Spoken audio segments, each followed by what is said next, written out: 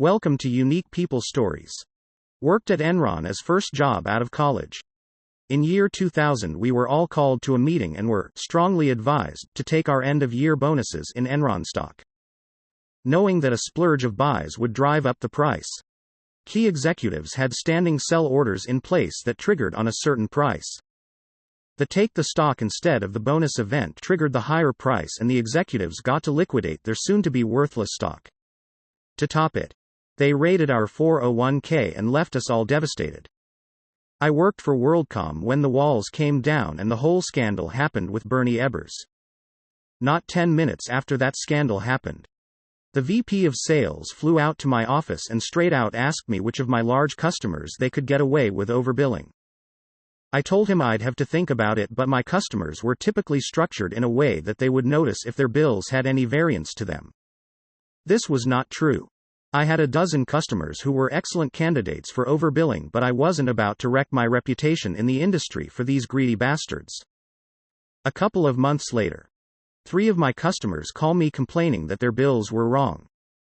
It was blatant too. They had a huge dollar line item added to their bill with no description. All 3 of them were cool about it because they knew I would fix it. And I did.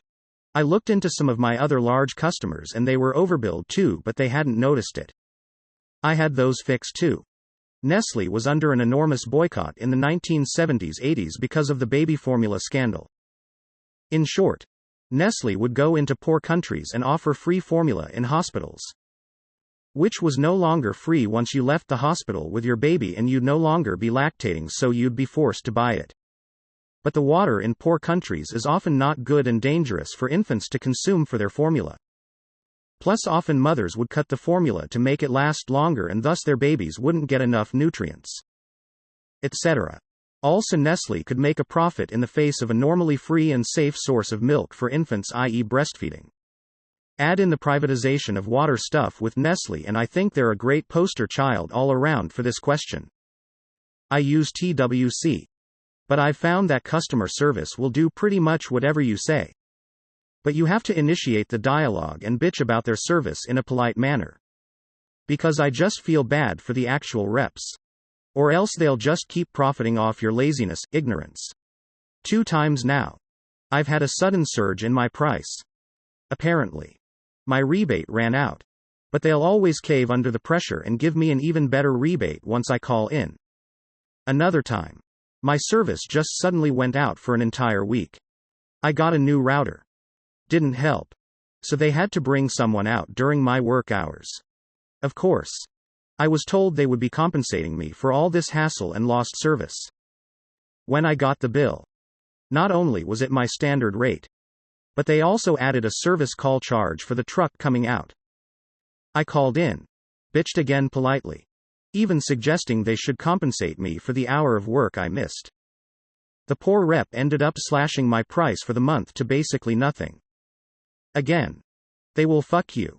But only if you refuse to stand up for yourself and just lay there with your panties at your ankles. Not a very ideal business model for the customer. And I don't respect these companies. But you just have to be firm with them. And no. For the last time, I don't give a shit about TV and phone. And I don't actually believe your name is Greg. My mom was having issues with internet. She called TWC. They gave her the usual workaround, transferring her to different people, making hollow promises, etc. Then they put her on hold for a long time. A really long time. Then they hung up. She called back super pissed. They decided to upgrade her internet to a speed 10 times faster for free. She had to go pick up a new modem from their local business that could handle the increased speed. But that was a quick drive. Guy even gave her a ton of free cables in case she wanted to run them all over the damn house instead of using Wi-Fi. Turns out complaining gets you speeds and service they previously said was impossible. My company went public a few years back. CEO announces that there will be no raises that year, to ensure a good report for our investors. However, there will be bonuses. Hey. Alright. Cool. If you don't understand why this is shady, it's because execs mostly only get paid in bonuses and stock. So he and his pals all cleaned up. Made a few mil. Got a few 100,000 stock options. Sure. We as regular employees also got a handful of shares, less than 50, and an okay bonus, think 5% of salary. However, we as regular employees rely more on raises to keep our future net worth going. As that small bonus is a drop in the bucket compared to what they got. Long term. And friends. This is how every public company is run. Welcome to the fun. FIFA taking all of the revenue from the World Cups and calling itself a non-profit. My boss was facing a £3,000 bill to renew a safety license for our in-house cafeteria. He decided to close it instead, immediately firing the 2 kitchen staff. And 50 other staff losing all meal options. A week or 2 later.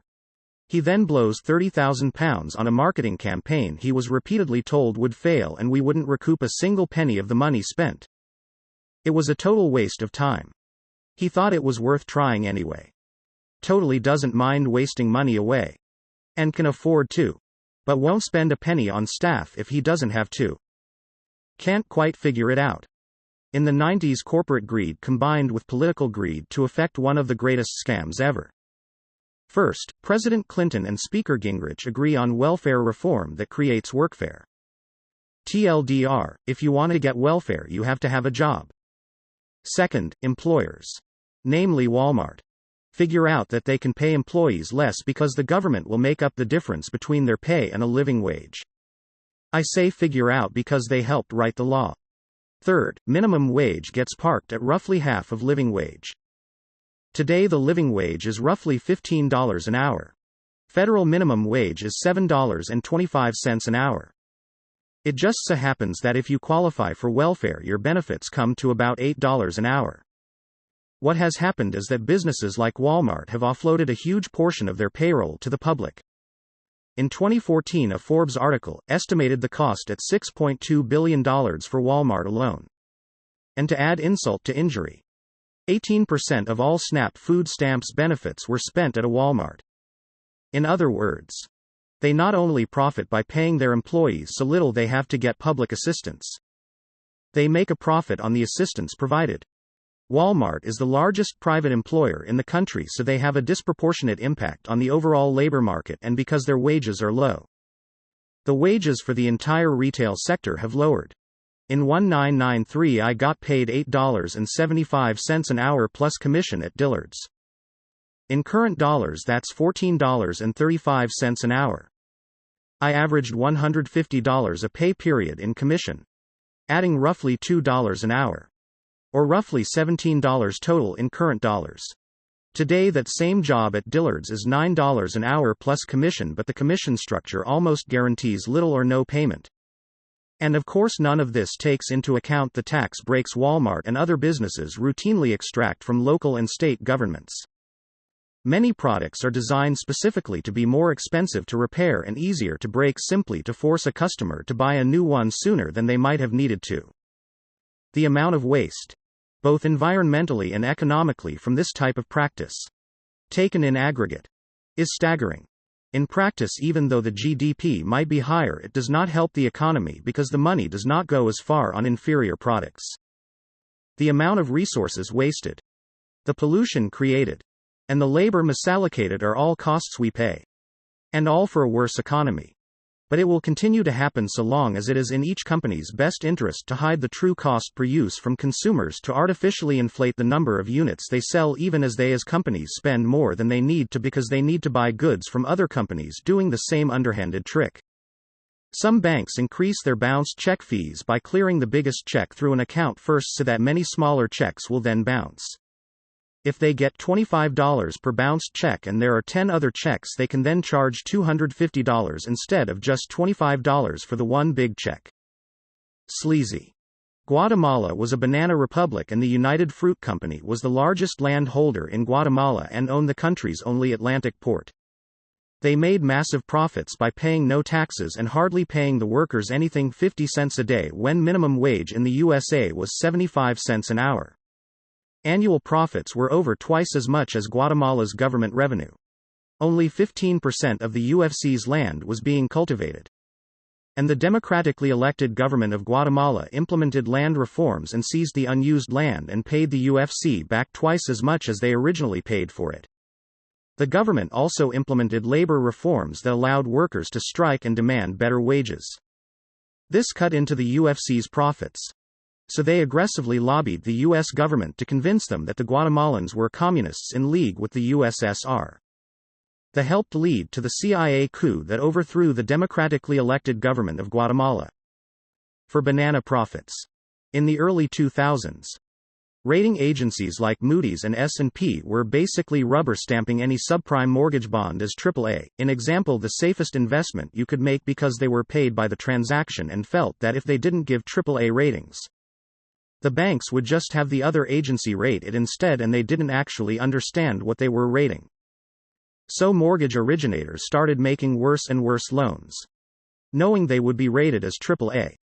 And banks not only offloaded them to suckers but drank their own Kool-Aid and invested heavily in the subprime market until the global economy collapsed and everyone on Wall Street got a 6 to 7 figure severance package.